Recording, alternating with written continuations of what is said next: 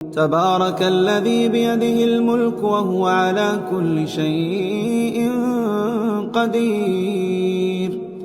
الذي خلق الموت والحياة ليبلوكم أيكم أحسن عملا وهو العزيز الغفور. الذي خلق 7 سماوات طباقا ما ترى في خلق الرحمن من تفاوت فارجع البصر هل ترى من فطور ثم ارجع البصر كرتين ينقلب إليك البصر خاسئا وهو حسير. ولقد زينا السماء الدنيا بمصابيح وجعلناها رجوما للشياطين وأعتدنا لهم عذاب السعير. وللذين كفروا بربهم عذاب جهنم وبئس المصير. إذا ألقوا فيها سمعوا لها شهيقا وهي تفور تكاد تميز من الغيظ كلما ألقي فيها فوج سألهم خزنتها ألم ياتكم نذير قالوا بلى قد جاءنا نذير فكذبنا وقلنا ما نزل الله من شيء إن أنتم إلا في ضلال كبير. وقالوا لو كنا نسمع أو نعقل ما كنا في أصحاب السعير فاعترفوا بذنبهم فسحقا لأصحاب السعير. إن الذين يخشون ربهم بالغيب لهم مغفرة وأجر كبير. وأسروا قولكم أو اجهروا به إنه عليم بذات الصدور. ألا يعلم من خلق وهو اللطيف الخبير. هو الذي جعل لكم الأرض ذلولا فامشوا في مناكبها وكلوا من رزقه وإليه النشور.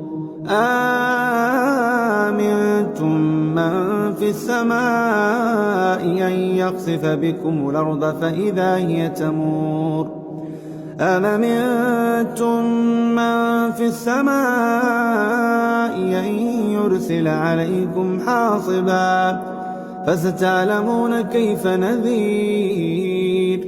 ولقد كذب الذين من قبلهم فكيف كان نكير.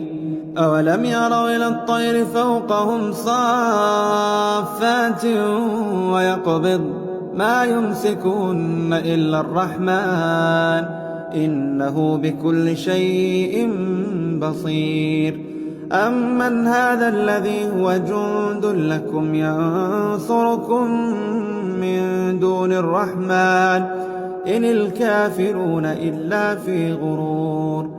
أمن هذا الذي يرزقكم إن أمسك رزقه بل لجوا في عتو ونفور.